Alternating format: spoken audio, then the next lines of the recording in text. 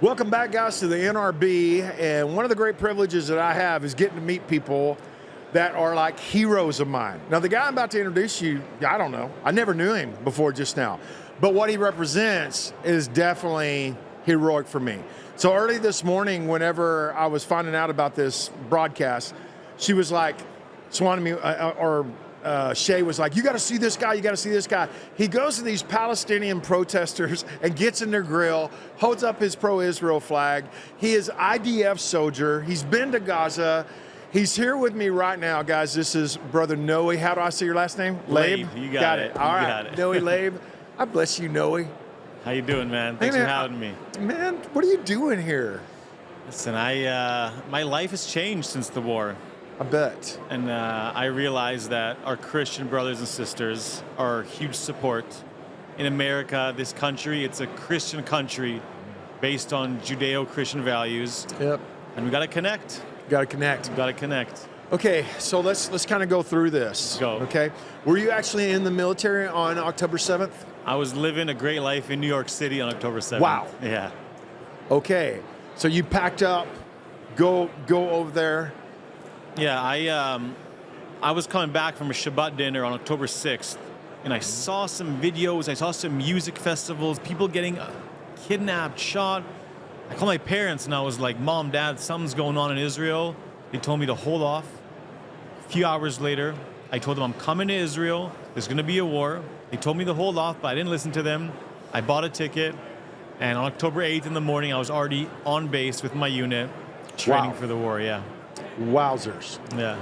And then off you went. Now, I'd like to hear your perspective of what that was like as it began to unfold, how horrific it was, and the numbers that were involved, how they got away with it, the audacity that went on for hour after hour after hour, and now it was time to make things right. The entire civilization within Gaza is celebrating. Once the fence was down, it was the civilians that ran across there, and they did the same thing. And then instantly, if I can just say this, I got up on Sunday, and when I got up and preached, I said, you need to hear me. The same, within the next couple of weeks, all of the media is going to turn against Israel. And when they do, don't let them turn your hearts, because they will. And then we watched all that unfold. But you saw that from a very different level, didn't you? Very different. I mean, I received my news from Telegram, the app, because the news here didn't show the truth. Yep. And it just kept on getting worse. At the beginning, it was 5 murdered, 10 murdered, 50, 100, 300. And while I was on base, training, ready to go into Gaza and eliminate Hamas, but more importantly, bring back the hostages, the IDF said, no, we got to train, we got to take our time until we go into Gaza. So the first 3 weeks were very hard. I bet that's so hard. Uptight. We just wanted to go in there. And look, I'm a peaceful guy. I don't love the army. Of course. I don't love war. I want to live my life. But what they did to us on October 7th was unforgivable. And people, you said something very important. People think that it was just Hamas terrorists. On October 7th, half the people that crossed in, 3,000 out of the 6,000 people that crossed in from Gaza to Israel were civilians. They also murdered, they also raped, they also killed, and they also took back Israeli hostages. And then after 3 weeks of training, we went in, and that's when the war for me really started. Okay. So the whole narrative of, well, there's just a few bad apples is baloney. And I don't even know if that's kosher baloney, but I will tell you that it is baloney. And the idea that what is real is that it is a culture of murder. It is a culture of rape. It is a culture that says we are, from the time we were little boys and time we were little girls, we are trained to hate the Jews. We're trained to hate them, and the Americans, by the way. That's right. Which everybody's like, people don't know that. Yeah, they don't know that. Oh, I know. I've actually been to Gaza. I've been to Gaza, and I've been all over the world. I've been all over Israel, and actually went across there and was there, and I was with some Palestinian Christians that were there, and which they're no longer there. And you know why they're not there? Because they've been wiped out. Definitely. If you would have asked me on October 6th, do you believe that there are innocent Palestinians? I would have said, sure. Sure, of course there are. You have about 25,000 Palestinians crossing into Israel every single day, working because it's much more worth it for them to work in Israel in terms of everything. But you asked me today, after being in Gaza, doing 2 rounds in Gaza and 1 on the Lebanon border, Palestinians are raised to hate Jewish people. They are raised to want to kill Jewish people. And the issue here, one of the core issues, is that us Americans, us Westerners, we value life. That's why when someone dies, we're sad, we're upset.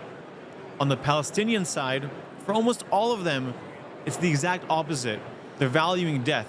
So when a mother of a Palestinian is told that her son has blown up a bunch of Israelis, has died because of an attack, she is crying tears of joy, and they're not hiding it from us. My son is a hero, she said. My son is a hero. I love him so much. I'm so proud of him. This isn't Noy, the Zionist IDF soldier. Go on. You'll see them saying it themselves. Yeah, that's what they do. Okay, so you go in. So what was your job when you went into Gaza? What was that like? So I'm a part of a special forces unit called 551. We are one of the first units to go into Gaza from the northern part. And our job... You're a part of 551. Yes, sir.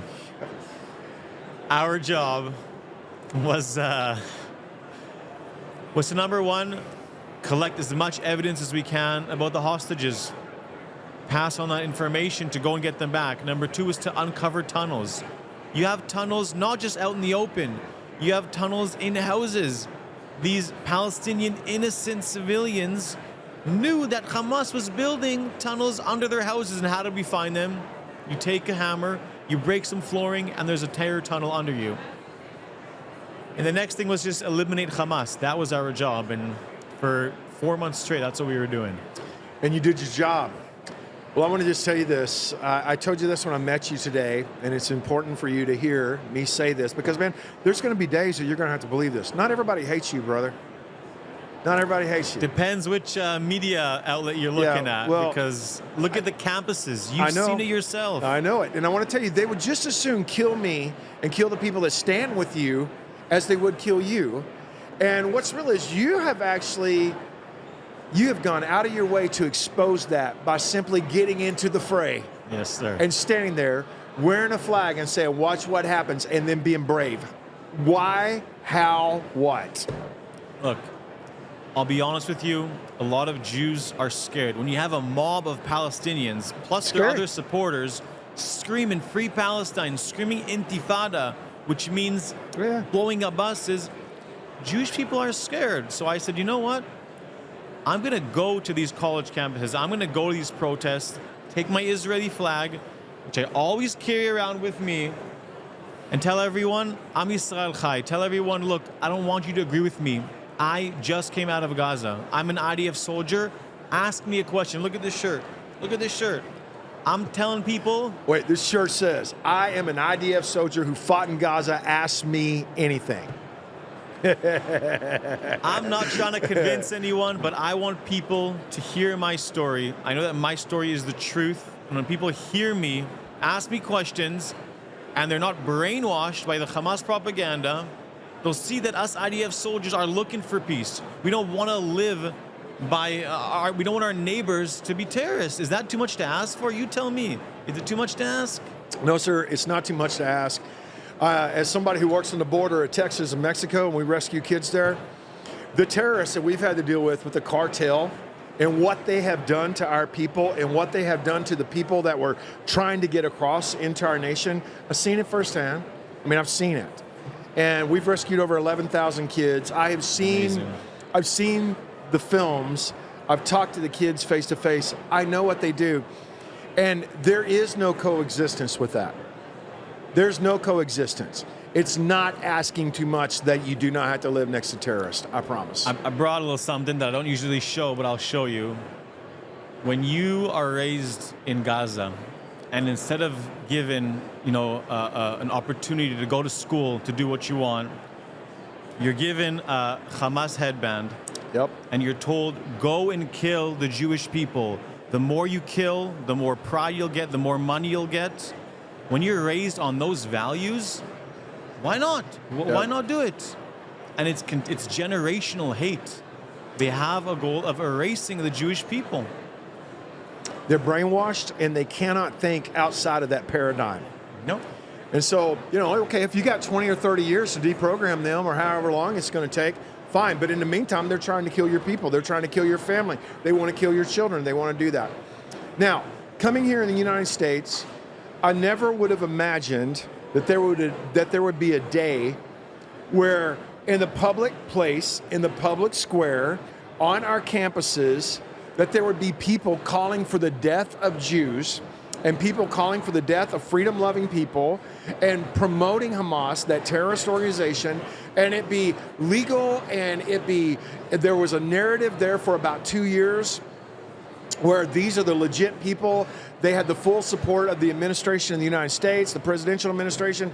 They had the full support of the limelight and the narrative of the press, and then boom, never would imagine it. And it came out in one day after October 7th. How was it possible that on October 8th, every single university, almost every university, all of a sudden had the encampments? So many supporters. You know how long it takes, it takes a long to time. Create graphics for, flyers and everything. They were ready, like you said, they were ready for this moment. And the next day after this horrible day of October 7th, they're there and they're ready. And you're right, they had support. They had support from everywhere. Well, all that's being kicked in the teeth right now. And we gotta fight, but you're right. You're on the front lines of it, and I know that you're going to continue to be. What are you going to do, and how can we support it? So right now, my mission, I left my New York City job. My mission is to allow as many people, especially the non-Jewish audiences, that's who I focus on, to hear my story. The majority of people in America have never heard an Israeli speak before. Under me and under our organization called Strong Voices for Israel, we have people who survived Gaza. I survived Gaza. I have friends who didn't. People who survived October 7th, the Nova Music Festival, victims of anti-Semitism. We want those stories to be heard in churches, in schools, in communities. Number one, so people will be able to say, I heard this story firsthand. And number two, to build allyships. The Jews, as strong as we are and as mighty as we are, we can't do this alone. We need to connect with the rest of America, hear our stories, fight together, because one day when you need us, we'll be there for you, just like we have been in the past. But today, we need you to be for us here today, to hear our story, to speak up, and to stand strong with Israel. Well, I'm going to say this, just like what you said a while ago. That's not asking too much. It's not asking too much. For what it's worth, we have been supporting Israelis in Israel for years and years and years. We have built tons and tons of bomb shelters. We have a food bank. The largest food bank in Israel is our food bank. No way. Yeah, it is. We rescue girls out of sexual slavery there. We have a drug rehab there. We do whatever we can do to help the Israeli people. We will continue to stand with you. And you need to know, the next time you're hearing bad things about Christians, you tell them, shut up. I know some Christian people, and those are some awesome people. They are. And you need to know, buddy, that not everybody hates you. And we stand with you.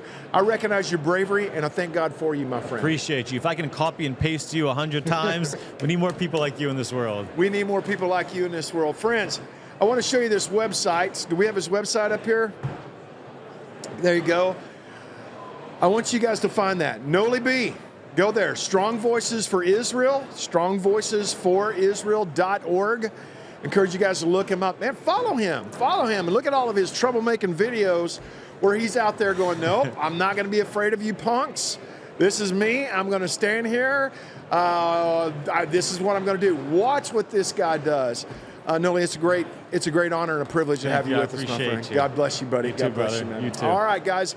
I'm going to show you how you and I together are teaming up to rescue kids out of the horrors of pornography and the horrors of sexual trafficking. Watch this. Every year, 8 million children simply disappear. Not trafficked or enslaved, they vanish without a trace. For 30 years, Brewer Ministries has been fighting back, rescuing over 11,000 children from the horrors of human trafficking and offering them a future. Not on our watch. We are the answer. And friends, we've been doing this now for 30 years. This is the calling of King Jesus, to stand up against evil with the goodness of God. And friends, if we do not show up, I don't think that anybody else is coming. Now, with 51 children's homes in places like Mexico and Uganda and Brazil and Nepal and even beyond. Friends, we don't just rescue children, we actually raise them. Right now, 4,000 children are within our care, receiving love, safety, and the hope that they do deserve. Join the fight. Call the number on your screen or go online. Together, we're saying not on our watch.